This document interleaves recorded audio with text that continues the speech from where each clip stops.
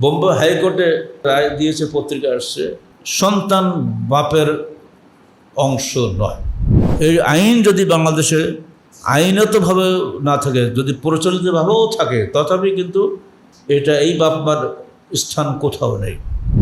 তাহলে আজকে আপনি যুবক আছেন, দুদিন পরে আপনিও বিরুদ্ধ হয়ে যাবেন। যদি আপনি আইন করে দেন কোনো চলবে না, তখন আপনার স্থান কোথায় হবে? সাবধান, নিজের পরিবারে দিনের চর্চা করেন। বোম্বে হাইকোর্টে রায় দিয়েছে, পত্রিকা আসছে, সন্তান বাপের অংশ নয়। বাপ মায়ের কোনো অধিকার নেই সন্তানের উপরে। সন্তান যা খুশি তাই করবে, ছেলে তো করবেই, মেয়েও তাই। মেয়ে যার খুশি তার সঙ্গে বিয়ে করবে, ছেলে যার সঙ্গে তার সঙ্গে প্রেম করে বেড়াবে। বাপ মার কিচ্ছু বলার আইনত অধিকার নাই। হাইকোর্টের রায়, এই হাইকোর্টের রায় কি মুসলমানরা মানবে? অথচ সেদেশে যারা মুসলমান আছেন, বোম্বে বহু মুসলমান নেই, তাদের অবস্থা এখন কী আপনি চিন্তা করেন। তাদের মেয়েরা এখানে যেখানে সেখানে যাই যা খুশি করবে, বাপ মার কিচ্ছু বলে ক্ষমতা নেই। অত পরিষ্কার হাদিসে বলা হচ্ছে, সন্তান বাপের উপার্জন, কসব, উপার্জন। সন্তানকে অবশ্যই বাপ মায়ের হক আদায় করতেই হবে। যতদিন বাপ মা শক্তি আছে, সক্ষমতা আছে, ততদিন সন্তানের কোনো তেমন খুব একটা গুরুত্বপূর্ণ দায়িত্ব নেই। কিন্তু বৃদ্ধ বয়সে তখন সন্তানের নিজের সব স্বার্থ বাদ দিয়ে আগে বাপ মার স্বার্থে অগ্রাধিকার দিতে হবে। তাহলে আজকে আপনি যুবক আছেন, দুদিন পরে আপনিও বিরুদ্ধ হয়ে যাবেন। তখন আপনিও ছেলেপিলের উপরে ডিপেন্ডেন্ট হয়ে যাবেন। যদি আপনি আইন করে দেন কোনো চলবে না, তখন আপনার স্থান কোথায় হবে? রাস্তাঘাটে পড়ে থাকতে হবে। প্রচুর বর্ষা হচ্ছে, 4 ছেলে 4 ঘরে শুয়ে আছে। বাপ মা, পাশের বাড়ির একজন টিনের চাল, সে চালের তলায় যে সারা রাত থরথর করে কেঁপেছে আর বসে আছে। এই ছবি সহ পত্রিকা দিয়েছে। বাংলাদেশে মুসলমান।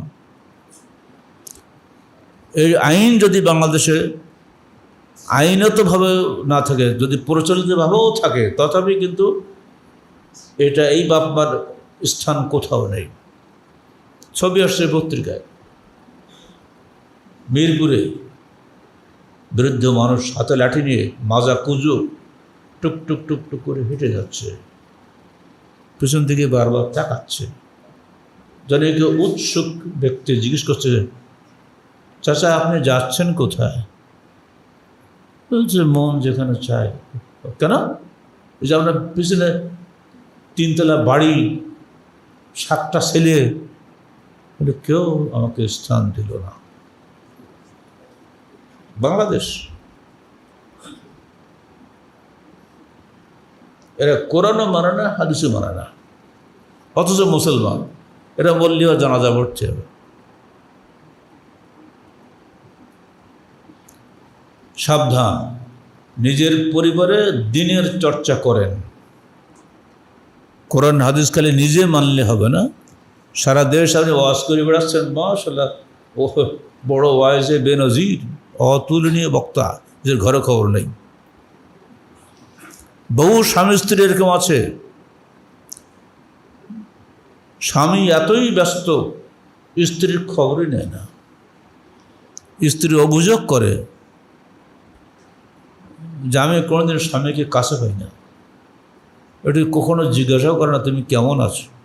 এতই যে ব্যস্ত। এই স্বামীর স্বামিত্বের কোনো প্রয়োজন নাই, মনে রাখবেন।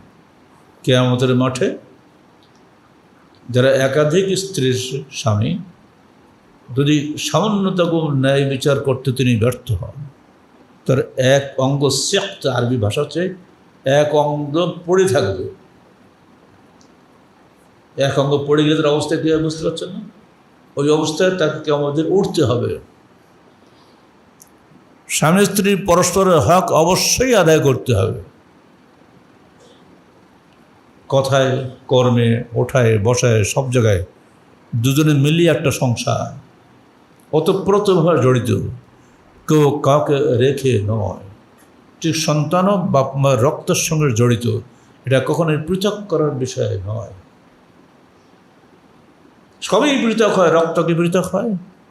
দুর্ভাগ্য আজকের হাইকোর্টগুলা এত নিকৃষ্ট রায় দিচ্ছে, আর এইগুলো পত্রিকায় পড়লে বাংলাদেশের সাধারণ লোকেরা কথা অবস্থা কী হবে? বোম্বে হাইকোর্ট আর ঢাকা হাইকোর্ট তো কোনো ফারাক নেই, সব তো ইহুদি খ্রিস্টানদের আইনেই চলে।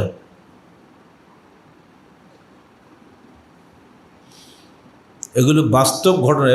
এটা তো দুদিন আগের ঘটনা বললাম, কালকে পত্রিকা আসছে, মানে একদিন আগে এসে। এগুলোর প্রতিফলন যেন আমাদের দেশে না আসে, আমাদের গভর্নমেন্টকে আমরা সাবধান করছি, আপনারা এই বিষয়টা খেয়াল করুন। রাষ্ট্র ক্ষমতায় থাকা মানে আপনি শুধু রাজনৈতিক বিষয় নিয়ে, মানুষের ধর্মীয় আকিদার বিষয়েও কিন্তু আপনি পাহারাদার। যদি আকিদা নষ্ট হয়ে যায়, দেশ নষ্ট হয়ে যাবে, কোনো সরকার ঠেকাতে পারবে না।